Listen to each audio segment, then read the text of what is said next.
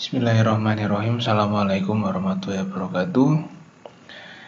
Oke, materi ini adalah topik yang terakhir untuk analisis struktur metode matriks.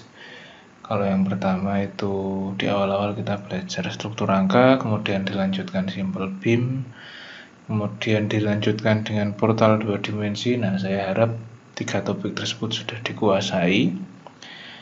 Topik yang terakhir ini yang saya rasa levelnya paling tinggi, jadi agak cukup sulit untuk dipahami dan cukup rumit untuk dihitung. Nah, saya mau mulai dari case dulu. Jadi aplikasinya di lapangan itu seperti apa. Jadi kita masuk ke topik ini, namanya sistem balok silang ya. Jadi ya dari namanya sudah bisa dibayangkan, sistem ya sistem, dari saling terangkai, balok ya balok isinya. Jadi isinya hanya balok, silang ya saling bersilangan. Jadi ada beberapa balok yang saling bersilangan membentuk suatu sistem. Istilah engineeringnya namanya grid system. Nah, ini contoh case. Katakanlah di sini ada suatu struktur seperti ini. Ini ada kolom, kemudian ada balok. Nah, bagi yang masih bingung mana yang namanya balok induk, mana yang balok anak, balok yang menghubungkan antar kolom itu namanya balok induk. Kemudian selainnya ya balok anak namanya. Nah, kalau kita lihat struktur seperti ini ada balok yang saling bersilangan ya, dengan pola yang teratur. Ini ada balok induk, jadi yang menghubungkan kolom ini balok-balok induk. Nah, kemudian dipotong oleh balok-balok anak. Nah, sistem grid ini itu implementasinya seperti ini.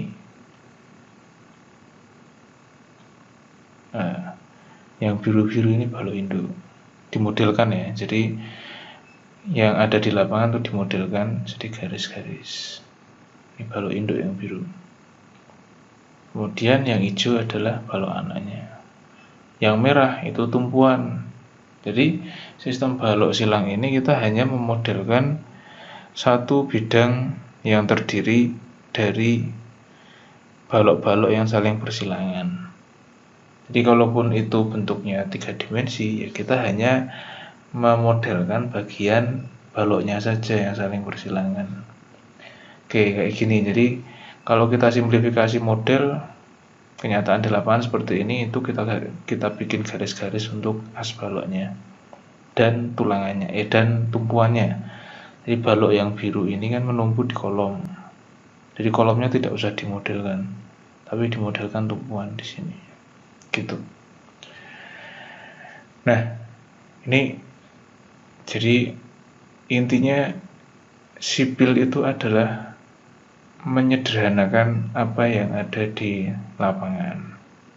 Jadi kalau serumit ini, itu analisis strukturnya cukup kita gambar garis-garis saja, as-as baloknya dan tumpuannya. Sambungan dengan kolom di sini dimodelkan dengan tumpuan. Nah, kemudian berarti kan modelnya jadi seperti ini ya, Dik. Ini masih gambar yang sama kayak tadi, cuma fotonya saya hilangkan. Jadi yang terlihat sekarang hanya model analisisnya saja. Terdiri dari garis-garis. Yang biru adalah garis balok induk, yang hijau adalah garis balok anak. Yang merah adalah tumpuan, di mana ini adalah sambungan dengan kolom kalau di kenyataannya. Tapi di model analisis kita cukup modelkan dengan tumpuan. Nah, sekarang berarti kita punya satu bidang yang isinya adalah balok induk dan balok anak dan tumpuan. Ini satu bidang. Nah, kita berikan sumbu globalnya. Nah, sumbu global yang pertama arah X ke sana, kemudian arah Y ke sana, arah Y ke sana. Nah, setelah itu, jadi tolong dicermati, ini ada garis, ini garis yang biru dan garis yang hijau saling berpotongan. Perpotongan antar garis itu akan menjadi join. Jadi untuk satu model yang seperti ini saja, itu bisa dihitung ya, ada berapa join ini yang terbentuk. 1, 2, 3, 4, 5, 6, 7, 8, 9, 10, dan seterusnya. Berarti untuk satu model yang sederhana ini kita akan melakukan hitungan di 20 nodal. Jadi untuk hitungan yang sederhana ini kita akan melakukan hitungan di 20 nodal. 20 nodal kita hitung. Tapi kan hitungan itu dilakukan di setiap batang ya, di setiap elemen. Sedangkan elemen adalah sesuatu yang terletak di antara dua nodal. Jadi di sini ada 20 nodal. Nah, kira-kira ada berapa elemennya? Ya, dihitung saja. Ada 1, 2, 3, 4. Nah, yang garis biru itu ada 4 dikali 4, 16. Kemudian yang hijau 1, 2, 3 dikali 3, 9. Nah, total berarti ada 25 elemen yang harus dihitung. Jadi melakukan hitungan diulangi 25 kali. Ini untuk model yang sederhana seperti tadi. Karena polanya teratur ya. Posisi balok induk dan balok anaknya teratur, jadi saya bilang ini sederhana. Nah, ini contohnya untuk satu bidang yang pola geometri balok induk dan balok anaknya sederhana, hitungannya sebanyak ini. Nah, sekarang coba seperti apa kalau bentuk baloknya seperti ini. Nah, ini struktur yang cukup rumit sebenarnya kalau dihitung pakai analisis struktur sistem balok silang, analisis struktur metode matriks. Jadi kalau dicermati ini ada balok ya, ada balok-balok yang saling menyatu, yang saling bersilangan.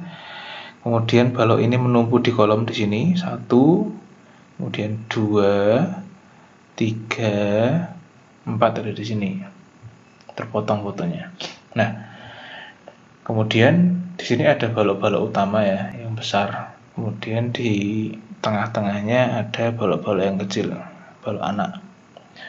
Nah, kalau kita mau modelkan satu bidang balok silang ini, itu ya bisa saja jadinya seperti ini. Nah, ini yang biru kita bikin berurutan supaya tidak bingung. Yang biru dulu, yang balok utama, kemudian balok pembaginya, yang hijau, kemudian yang kuning dan tumpuannya. Seperti ini jadinya kalau struktur ini dimodelkan dengan analisis struktur metode matriks. Silakan dihitung sendiri ada berapa nodal yang harus dimasukkan dalam hitungan, ada berapa elemen yang harus masuk ke hitungan. Nah, silakan dihitung sendiri. Cukup rumit ya. Jadi kalau mau dilakukan hitungan dengan manual ya effortnya sangat luar biasa sekali. Jadi itu konsepnya seperti itu. Jadi sistem balok silang ini intinya adalah menyederhanakan konfigurasi balok yang ada di lapangan. Jadi analisisnya yang dilakukan hanya satu bidang yang terdiri dari balok-balok silang. Jadi kita mengabaikan kolomnya dulu. Sambungan atau tumpuan di kolom. Jadi karena balok itu menumpuk di kolom, maka di sini bisa dianggap tumpuan. Karena memang balok kan menumpuk di kolom. Jadi sambungan balok ke kolom bisa dianggap sebagai tumpuan. Nah, selanjutnya tinggal dihitung ini ada berapa nodal, kemudian sebelumnya dipasangkan dulu sumbunya ada di mana. Nah, ini kalau dimodelkan jadi seperti ini. Kalau fotonya dihilangkan, model analisisnya seperti ini, kemudian diberikan sumbu global. Nah, kemudian tinggal dilanjutkan, dipasang berapa nodal dan berapa elemen. Seperti itu.